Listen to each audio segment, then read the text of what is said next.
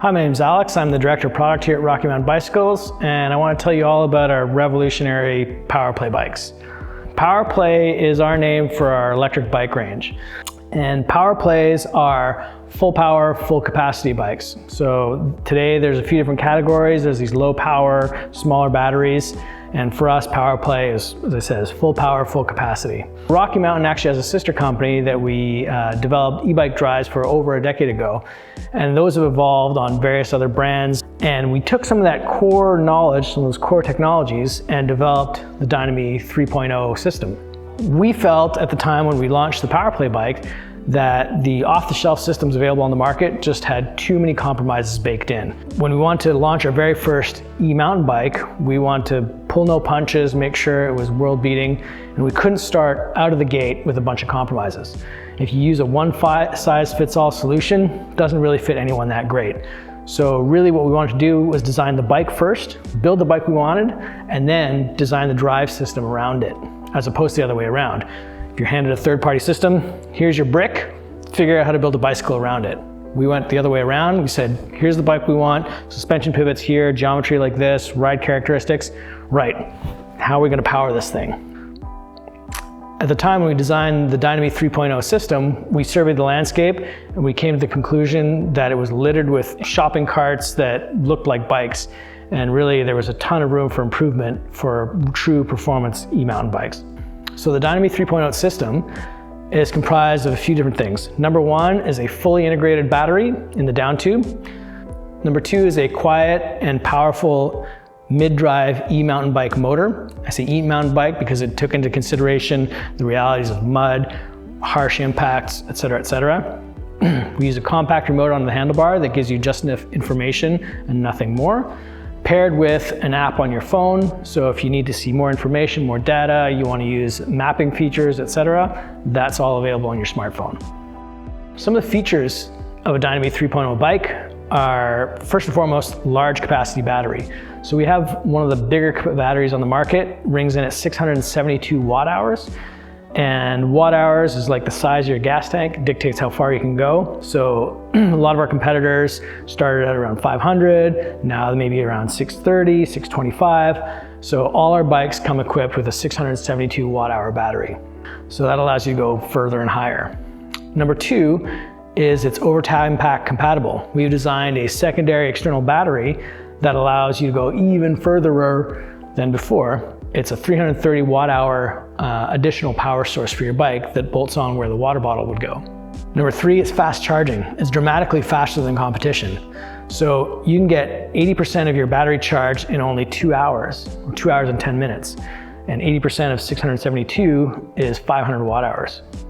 So you can get a lot of wattage in just 2 hours and 10 minutes. To get a full charge takes 3 hours and 50 minutes versus the competition can go over 4 hours, 5 hours, depending on the size of the battery. Thirdly, a tremendous amount of torque. And that torque really helps get you up steeper climbs, gets you started from a stop much more easily, and really makes the bike accelerate more quickly from a standstill or as you're getting on the pedals. So we feature 108 Newton meters of torque, whereas most of our competition tops out maybe at 90. A lot of them are 80, 85, up to 90 Newton meters. We have 108 Newton meters, so dramatically more power on tap.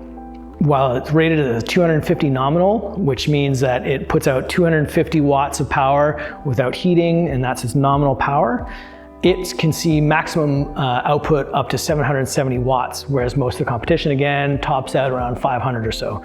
So the bike is significantly more powerful than the competition in that respect. With great power comes great responsibility, and it's not all about high power. What you need is a bike that can deliver that power smoothly, and this is another area where our bike really shines. So our bike really mimics rider input. We achieve that using our patented torque sensor. So every other e-bike system out there that we know of uses what's called a strain gauge system on the cranks. What brands do is they put strain gauges on the bottom bracket spindle, so it detects how much twisting or bending is going on in the crank. What that means is it requires a lot of computation time to sort of calculate, okay, the rider's pedaling, yes, no, forwards or backwards, because it has to distinguish between the two. You don't want the motor to kick in when the rider's backpedaling. And this is what causes those lags, because it takes up a lot of time. The computer has to sample enough inputs to get the motor to work. In our case, we use a very, very simple analog solution. So the way it works is we see here is our torque arm.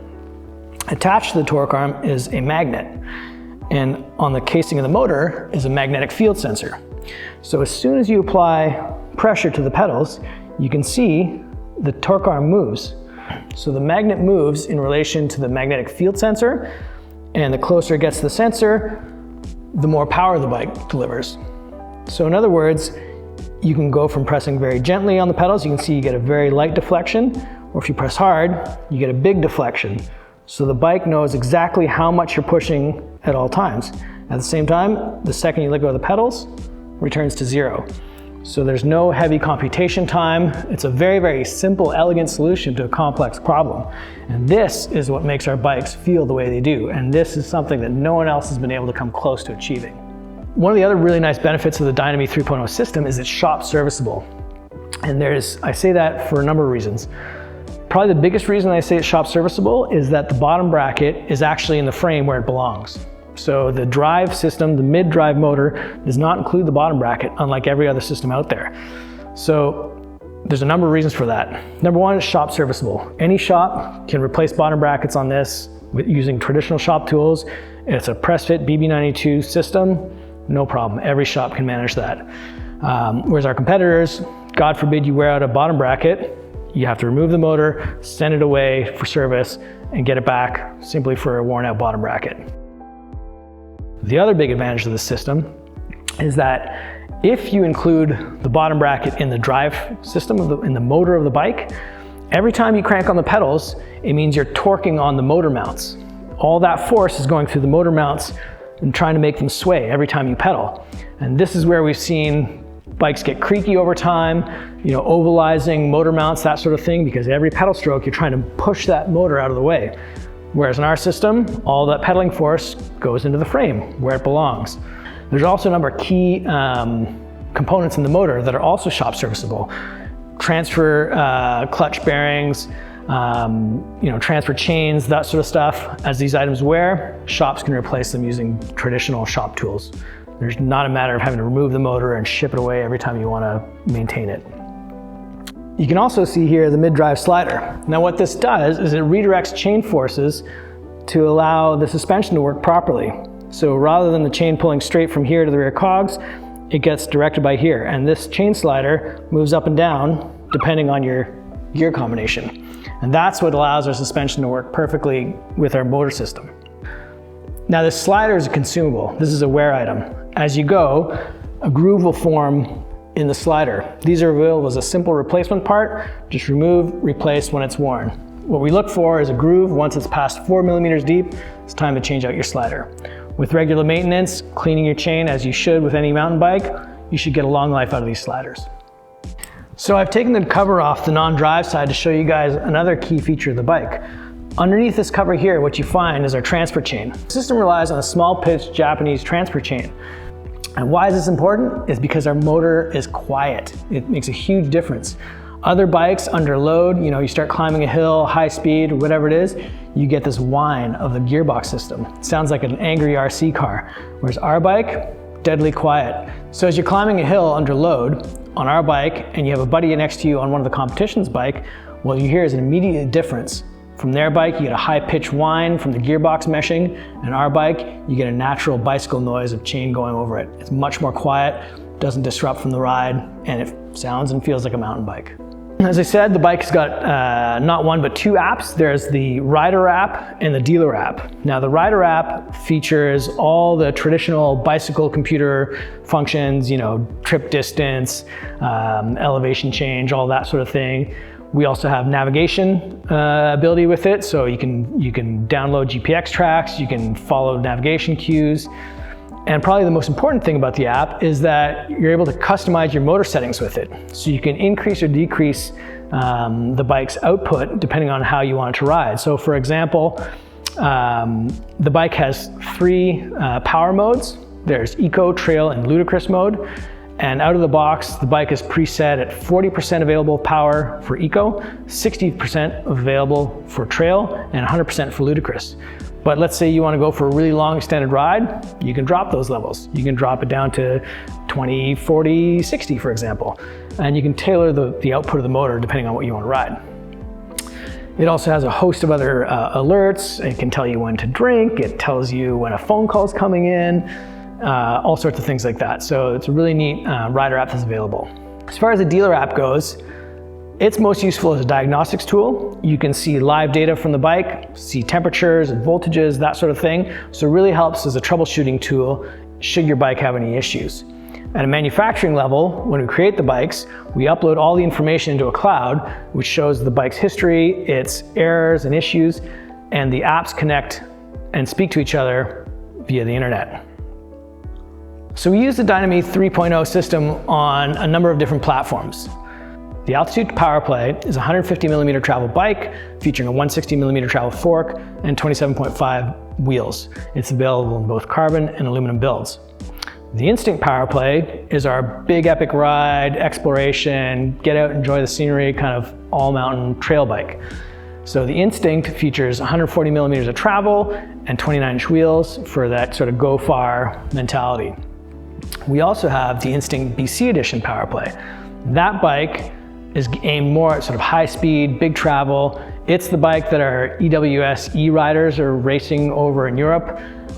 It is a 155mm rear travel mated to 160mm fork with 29-inch wheels. So that bike really swallows up terrain, high speed, stability kind of affair. Lastly, we also have the Growler Powerplay, which is sort of our all-rounder exploration, new to the sport e-bike. It's a hardtail, features 27.5 by 2.6 tires and 130mm fork. So it's sort of our entry-level, do-anything bike. Still features all the power features, the large capacity battery of the high-performance dual suspension bikes. There are a couple of notable new features for the Powerplay range for 2021. Number one is our new iWalk Trio, which has removed the central node, so the Bluetooth communication is now found in the remote itself. It's ANT+ compatible, so it'll send information to a head unit to display battery capacity, assist level, range information, speed, and so on and so forth. So your bike can communicate with your device. The bikes have also seen a firmware update, and there's two new features in that firmware update. Number one is the high cadence boost. So what we've done is we've extended the power band of the bike at higher cadence. As the rider cadence increases, typically their power output drops. And what we've done is we've made up for that drop in the programming of the bike. So the bike will continue to push harder at higher RPM rather than fall off.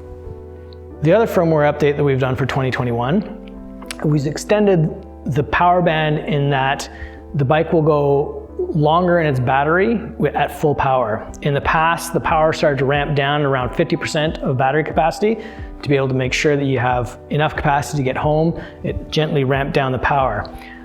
What we found is that people were unhappy with the fact that they start to lose power that earlier in their ride. So we've now extended it. You have the same amount of power overall. You haven't changed your range in that respect.